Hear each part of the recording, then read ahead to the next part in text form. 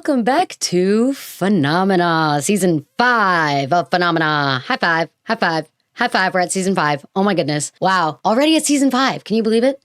I have cat hair all over. It's the nature of having a cat, I guess. Thank you so much for coming back. I appreciate you. So much has happened since we wrapped up Season 4, even though it's only been like a week. Namely, I've started doing a bunch of like little side gigs on like backstage, and I've been in a few like independent films and stuff, and I got to be a sleep paralysis demon yesterday for one of the films. I'll put a photo up, of course. I did the makeup all myself, so, and the costuming, so, you know, I did add that to my creative resume. I said, I am an actor, but I also can do special effects makeup and costume design. So hit me up if you have any opportunity. So glad to be back in the groove of things for Phenomena. This show brings me so much joy. And you all bring me so much joy. Thank you so much. Speaking of, I'm Mimi Dibbs. I keep saying y'all bring me joy, and then you're like, great, who are you actually? So yeah, I'm Mimi Dibbs, and today we're gonna be talking about Mount Shasta. Okay, so fun fact about this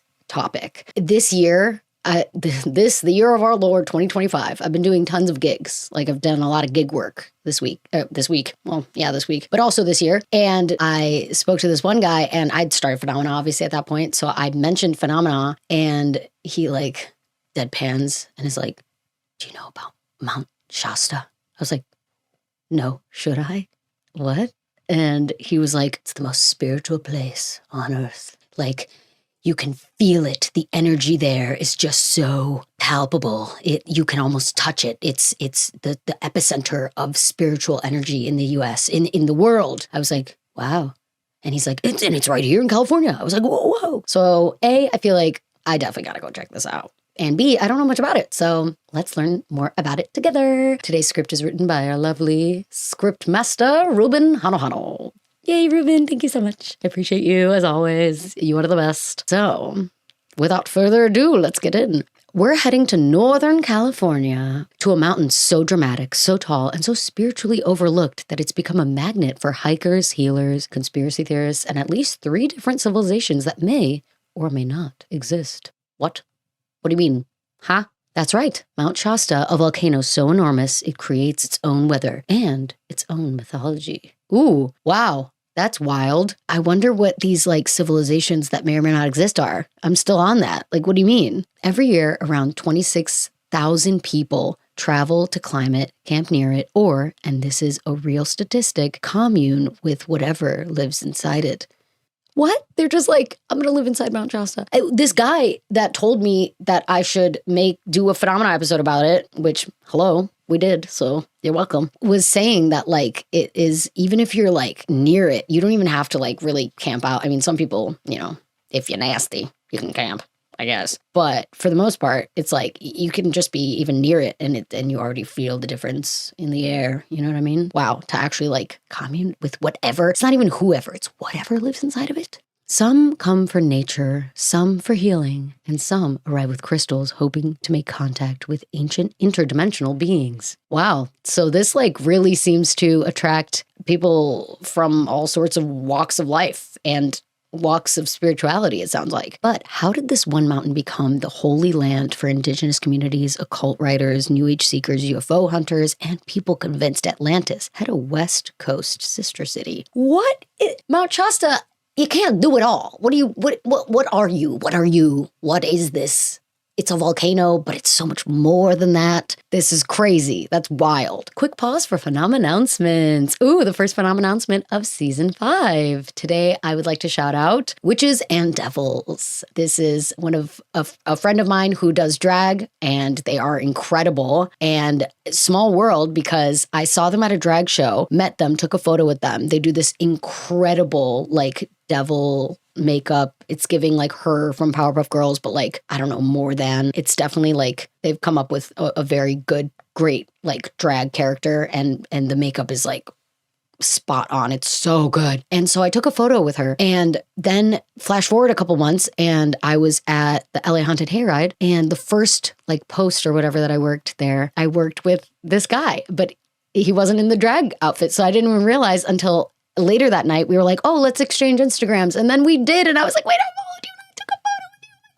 It was wild. So small world, but she does a lot of really amazing drag shows and events. And honestly, you just have to see the makeup in person. It's so good. I mean, even via Instagram, it's fantastic. But if you do, which you should, end up going to any of their drag shows, you should definitely go and then go for some tips. You know what I mean? Make that money, honey. So yay. Just wanted to shout her out because it's amazing, honestly. Alrighty, let's get back into the lore. Indigenous history. Long before modern conspiracy theories, Mount Shasta was, and still is, a sacred place for several indigenous nations. Ooh, the Shasta, Wintu, Achomawi, Atsugewi, Modoc, and Klamath peoples. Wow. Lots of different indigenous nations. And why was the name Mount Shasta? Was that like the biggest nation that was there? Artifacts show the area has been inhabited for at least 9,000 years, one of the oldest continuously lived in regions in North America. I wonder how many people were drawn to it. You know what I mean? Like, it feels like people have made a pilgrimage to this place because it like draws people in. You know what I mean? I don't know. That's what I'm thinking. If so many different nations ended up like living around it, but it's also like really big. So I don't know. I mean, it's probably more than enough room for everyone. Many creation stories center the mountain. In Wintu tradition, humanity originates from a sacred spring on Shasta. A Modoc story says that the world in its earliest form was covered in water. Facts. Because, right, Pangea was like a big landmass and then everything else was water. But this is saying that the earliest form was only water and none of the like land had risen from the water yet. As the waters began to recede, powerful semi-human beings known as the animal people, animorphs? What? Huh? Shapeshifters? No. Sometimes referred to as first people, traveled downward from higher places like Mount Shasta to make new homes on the emerging land. Oh, whoa. And then they like started colonies there? Some oral histories place Gamakam, the creator spirit, god of resurrection and creation, living on Mount Shasta. That checks out. That sounds about right. Yeah, I could see that. Like, it lives like in the volcano, on top of it, the very base. As Modoc culture keeper Taylor Tupper explains, visiting Shasta demands respect and offerings, water, tobacco, intention. You don't just show up searching for portals. It's a living, sacred relative. And then, about a century ago, white occult writers showed up and said, what if, hear me out, there's a crystal city inside? What evidence do you have to point to this? What if, and hear me out now, are there crystals on the outside of the mountain, or they're just assuming that it's like a geode where like the outside is rock and the inside is mountain, or the inside is crystal? That's wild and very random and feels very like out of left field. But okay, all right. I do understand the whole like visiting it requires or demands rather a sort of offering, right? I feel like it's like Xibalba in Road to El Dorado. It's also like a real place, but where they say it's like the portal to the underworld, like that one also requires some sort of sacrifices. And people did used to sacrifice other people, actually. Also, I just realized I didn't have my little lights on. My little fairy lights. Haha, fairy lights. Anyway, oh, wait, we did an episode on fairy lights. No, but these aren't real fairy lights. Don't worry. No fairies were harmed in the making of Phenomena. The Legend of Telos and the Lemurians. Ooh. In 1899, writer Frederick Spencer Oliver published a book claiming that Mount Shasta housed Telos, a radiant crystal city populated by Lemurians, 7-foot-tall, robe-wearing, enlightened descendants of a lost continent called Lemuria. Oh, it's Lemurians, not Lumerians. Lemurians. They're enlightened descendants of a lost continent called Lemuria. Think Pacific Atlantis. This almost feels like Scientology, like L. Ron Hubbard just being like, and you know what? And we all descended from, and we're fighting in a galactic war against whatever. And it's like, it just feels like, again, is there anything that they are pointing to say like, oh, and we noticed that there were crystals here or something to, help with making that point? I don't know. I still have my extensions. Yes. Obviously. Long story short, Lemurians are said to be ancient survivors of a lost Pacific continent who retreated into Mount Shasta. Occultists said, perfect, we'll take it from here, and turned its imagined citizens into psychic, glowing giants. This just feels like when you're like, I don't know, when your creative juices are going awry almost and just decide to start coming up with things. Again, with like seemingly nothing to back it up. By the 1940s, locals claimed to see tall robed figures buying supplies at the general store in town and paying in gold nuggets. Were they cosplaying as these people? Because like, I feel like if someone is saying that there are these giants that live there, but then like keep trying to look for them, but then they don't show up, then maybe they like are like, well, what if we dress up like them? And then they'll feel comfortable coming out. So then maybe it's just people cosplaying as these people. I don't know. But paying in gold nuggets, that's wild. Sightings have faded, but thousands still make pilgrimages to connect with Telos's energy through crystals, meditation, and very expensive retreats. Oh no, very expensive retreats. The very is in italics, thus giving us the hint that it is very expensive, which is like, why is there a cost barrier to enlightenment? I don't understand. Is enlightenment only for the rich? Like, what are you talking about? And it's crazy because, again, do the people bring the crystals here? Are there any crystals in Mount Shasta to begin with, or are all the crystals there just the crystals that people brought there? I mean, I could understand charging your crystals maybe in like a place that is very spiritually like, effervescent. What a great word, effervescent. We don't use that enough. But you know what I mean? I get the whole like maybe charging your crystals there. But I don't know how they thought that, they're crystal people and the crystals are already in Mount Shasta? And what do you do in the retreats? Could it have been Lemurian that started our next piece of lore? Ooh, oh my gosh, this just snowballs into more and more lore. More lore. Hodor. Guy Ballard and the I Am movement. Okay. Sometime in the 1930s, a businessman named Guy Ballard and his wife Edna Mode. That'd be amazing if it was Edna Mode. Also, I don't know if you guys can hear my stomach. It's growling because I'm a little hungry. I haven't eaten food yet, so apologies in advance if you hear my stomach growling. But also, this is what you signed up for. This is what you subscribe to, okay? Oh, speaking of, you should subscribe to the channel because new episodes come out every Wednesday at 6 p.m. We'll get into that at the end. Okay, and his wife Edna went hiking on Shasta and met an ascended master, a spiritual being who is said to have lived multiple lifetimes and shared the wisdom they've earned to guide other people through cosmic lessons. This is almost just like feeling like a Mr. Miyagi.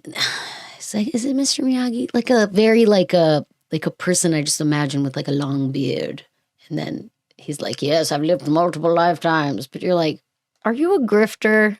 I can't tell, because it's like, what are you doing here? And why do you want money? I thought like enlightened people don't need money anymore because they're enlightened, right? They're like past the bounds of humanity, i.e. money and capitalism. Using the information from this master, Ballard later launched a religion called the I Am activity. Classic God complex men starting religions left and right. L. Ron Hubbard, what's his face? Joseph Smith for Mormonism, Guy Ballard, Marilyn Manson. Like, everyone and their mother wants to start a religion, except for women often don't. They're less known to start religions, but men are all up in that religion business. Honestly, cult plus time equals religion. That's true. You can quote that. It's facts. So the I Am activity, preaching that enlightenment and patriotism were divine partners. Patriotism, like, again, capitalism, or like what? Like what? Like fight for your country? Patriotism? Patriotism in what context?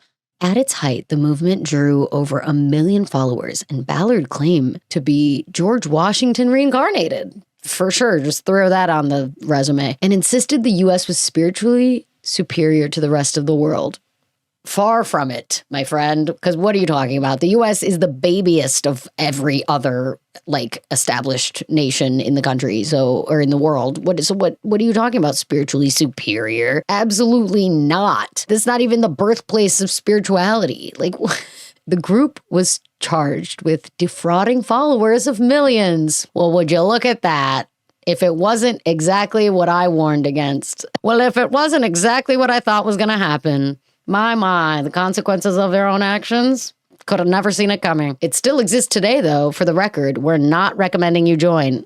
Clearly, obviously. I think I clocked that from a mile away. Thank you. Oh, also, speaking of how I mentioned earlier in the episode how I've been doing a bunch of like little backstage side quests for like acting and stuff. Tomorrow I'm going to be like a featured extra in this like web series called like Pretty Girl Liars or Lies or something. I don't know. But I'm a cult member, which is funny because obviously throughout this whole show, we always tell people how to not join cults and to be very weary of when people tell you that they have all the answers. But in the listing, it was like Charles Manson, Midsummer-y, and I feel like from a character perspective, in a narrative, that sounds like a really fun character to play. So I am very excited. And I'm driving to Pear Blossom tomorrow, which is where like a lot of movie sets are. But it's like in the desert and it's very like, I'm like, ooh, are we gonna be like dancing around a fire or something? I don't know. Pretty cool.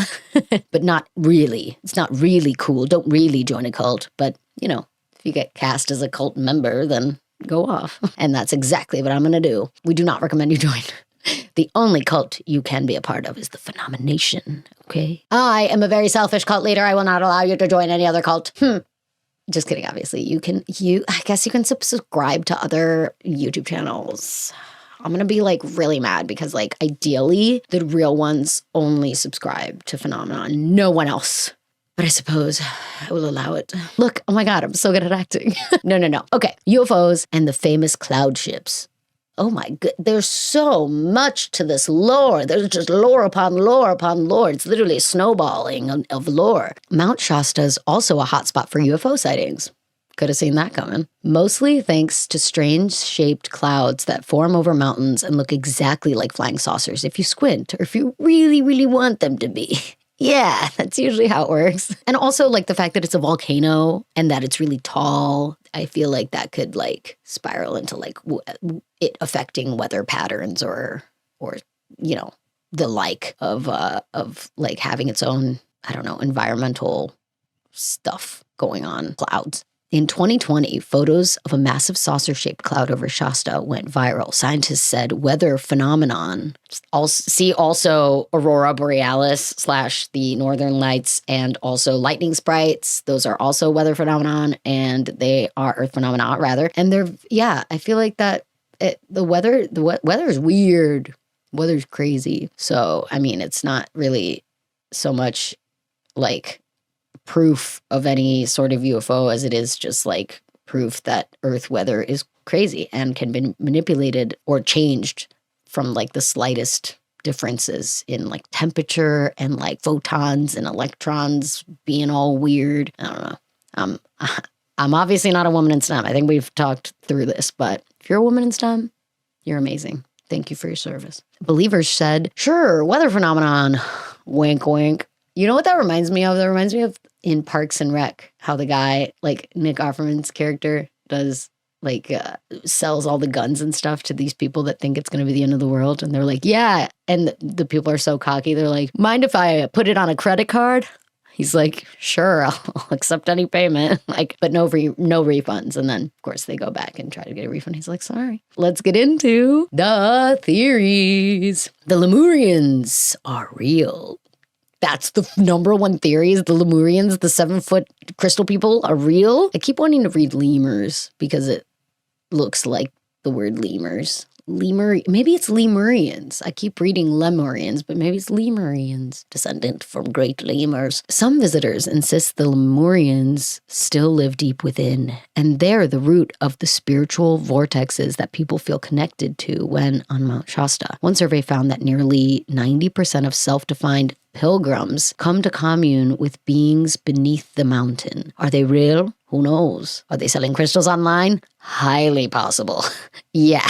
They'll be like, ooh, this crystal is imbued with Mount Shasta power. And it's like, just bring your own crystal, BYOC, bring your own crystals to Mount Shasta and then charge them that way. Crystals can be charged like any way. Like you could like do like little potions at home or you could like moonlight charges crystals, like kind of pretty easy. They're like highly like copper. They're not copper. I know crystals aren't copper. Okay, I'm digging myself in a hole.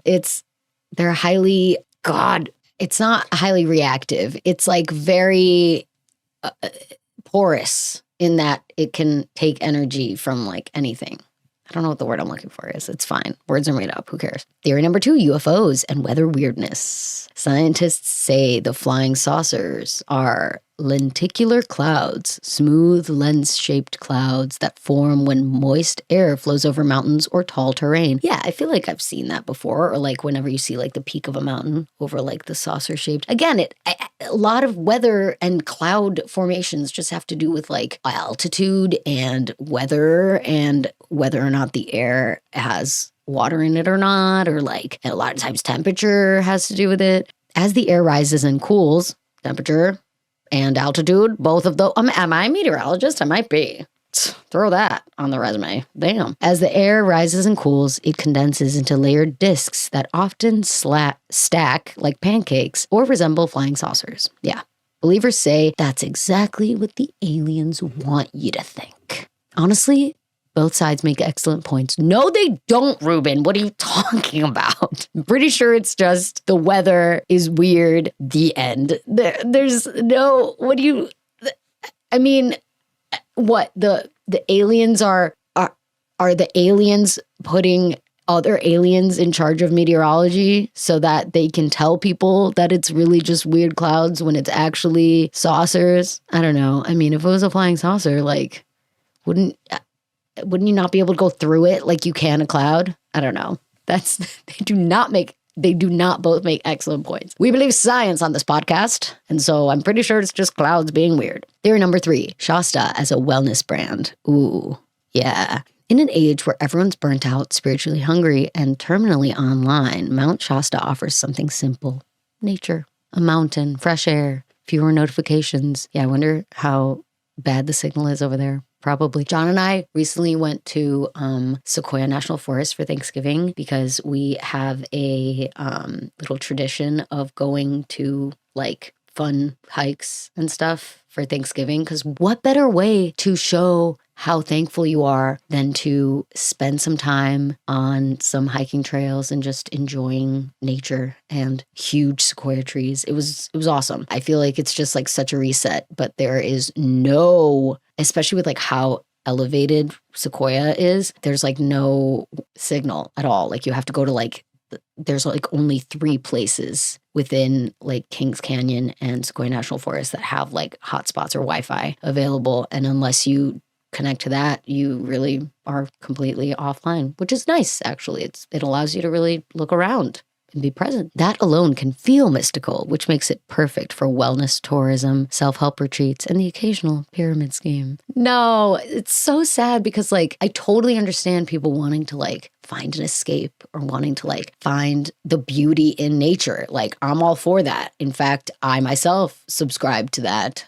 Subscribe? What? Does someone say subscribe? Speaking of pyramid schemes, I might be running a pyramid scheme. No, I just mean like it's great to be around nature and to enjoy being with like just like seeing the beauty of what the earth has created without human intervention. Like some sequoia trees are gigantic and have been around for thousands of years. It's wild how big they are. I don't know. It sucks when people take advantage of other people's like need to connect with nature by being like, oh, here's this really expensive retreat where, you know, we guarantee that you're going to like, if you follow the master's teaching or whatever, or like the person who's leading the retreat, that it's going to like fix all your problems. And it's like, I don't think any retreat is going to fix all your problems. I think if you go there with the intention of wanting to clear your mind and, you know, meditate and try to, you know, reconnect with nature, I think even just that can be enough to make you feel revitalized and re-energized. But yeah, be wary of anyone saying that something will solve all your problems because it's unlikely. There are multiple things that need to happen in order for, you know, things to, for like your life to feel fulfilled. It can't just be like a one-stop shop. In closing, what's really happening at Mount Shasta? Are Lemurians vibing underground? There's literally zero evidence to support the existence of Lemurians, but okay. Are there lemurs on Mount Shasta? That's what I want to know. Are alien ships disguised as clouds? Is the mountain a giant spiritual battery? Or just a stunning, sacred, volcanic giant we can't stop mythologizing? Ooh, great word, mythologizing. Yeah, I feel like, I mean, I don't doubt that there's definitely some sort of like, I don't know, like maybe magnetic element to it, given like so many nations were like living around there, and also like a higher like frequency that you can maybe feel. Like it's a palpable difference from everywhere else. Maybe even the elevation has to do with that. But honestly, who freaking knows? True. Facts. Retweet. There are more legends around Shasta than we could ever cover. Disappearing holes, hidden tunnels, rumored portals, and more chaotic Reddit threads than we can count. Yeah, that's fair. What we can say is this: the mountain is a magnet for wonder, imagination, longing, and the search for something bigger than ourselves. I love that. That's true. Yeah. I mean, clearly, so many people like feel drawn to it. And whether that something is spiritual, extraterrestrial, geological, or psychological, Mount Shasta keeps inspiring, reminding us that mystery itself might be the real destination. Ooh, I like that. Yeah. So if you ever make the trip, bring water, humility, and maybe a crystal, just in case someone 7 feet tall in a white robe asks for directions to the general store. And to charge your crystal, because like I said, it's oh my God, I almost just had the word that I couldn't remember. Why is it so elusive to me? It's not tectonic. It's like transferable. That's not the word either. If you know the word I'm thinking about, write it in the comments, please. And also tell me what you think about Mount Shasta. Have you been there? Have you heard of it? Do you have any fun lore about it? I want to go just to see what it like feels like to be there. And if I see any 7-foot-tall Lemurians. Cool, yay! A quick reminder, we have an Expedia link, an Expedia affiliate link. Yay! We have a new one for season 5. It's expedia.com/affiliate/phenomena/season 5. Yay! So definitely use that to book any trip, but especially if you book it to Mount Shasta. Definitely use that link and tell them Phenomena sent you. Pokepic for this week's episode. Ooh, Pokepic! Yay! Oh, I'm so excited. Oh my gosh. Okay, the Pokepic for this week is Mega Diancie. Yes, Mega Diancie, the jewel Pokemon. Oh, she's stunning. She's gorgeous. She's amazing, especially her Mega version. I love, Ruben, that you included her Mega version. Pokedex entry: a sudden transformation of Carbink. Its pink, glimmering body is said to be the loveliest sight in the whole world. And it really is. I love that. She kind of looks like a mountain when she's in her like mega form. She's so pretty and sparkly. And honestly, in our bi-weekly Twitch streams, which we're going to start back up, yay, she like is incredible. Like the Mega Diancie, I mean, even regular Diancie is like super cute and like stunting, you know what I mean? She's slaying. But like in the Mega version, like her crystals have crystals, you know what I mean? It's like crystal times 12. I love it. I love it. She just encompasses the glittery beauty of crystals. And it's the best. I could see multiple Diancie living on Mount Shasta. She's a Mount Shasta girly. She's a spiritual girly. I love this. It's a great Pokepic. I couldn't agree more. That's beautiful. And the fact that it's a sudden transformation of Carbink, which is like, yeah, Carbink is like, you know, like the carbon Pokemon. And I feel like that's just like every other mountain. But then like this one is special, you know? Yay! As always, wanted to remind everyone that we have an email, phenomena.cases@gmail.com. Definitely feel free to send us your personal phenomena stories. If you've been to Mount Shasta before, you have to let us know. That's part of the contract that you all signed in your sleep when I came over and just made your hand sign it. It's fine. Don't worry about it. Do not check your cameras. No. I am in a mood right now, obviously, as you can tell. It's a very riffy mood. We have a Patreon that you can definitely check out and join our free tier, our $2 tier, or our $5 tier. The free tier, you get access to the weekly postings of the Pokepic for every single episode, as well as my favorite GIF for every episode. Seeing as for the video podcast version, I add GIFs to the screen to zhuzh it up a little bit. For the paid tiers, we have the audio version of the podcast every week, as well as an extra reel that is uploaded there. The paid Patreon tiers also get access to like new bonus content. So like John and I still have to record our episode of us trying the crippling hot sauce. So I'm very excited to try that, but that'll definitely go on Patreon first. And then our new spin-off show called Phenomena Seance, the episodes go live on Patreon before they go live on YouTube. So some fun little exclusive perks. So yeah, definitely check it out. It's also Phenomena Podcast on Patreon. And then the link to the Discord is at the top of the Patreon. It's pinned. So definitely join our Discord. It's a really fun time. It has little reminders when we go live to Twitch stream the new Pokemon ZA Legends game. And we also talk about the pokepic on the Discord. So yeah, check it out. New episodes come out every Wednesday at 6 p.m. PST. See, that's where I was supposed to mention that. Well, I also mentioned in the middle, so it's fine. It's a double whammy. Now you'll never forget it. New episodes, definitely. So subscribe, click the bell button on the subscribe so that you can be like, what day is it? And then YouTube will be like, it's Phenomena Day. And you're like, it's Wednesday. Yay. You know? Ooh, and next time on Phenomena, we'll be talking about the Oak Island Money Pit. Money Pit? Someone take me to the Money Pit immediately. I need what is it? The metal detector and a shovel. Stat. I need the money in this money pit. Oh my God, wait, speaking of money pit and money, I recently watched the movie Treasure Planet, not Treasure Island, Treasure Planet. I almost said it like a little kid. Treasure Planet.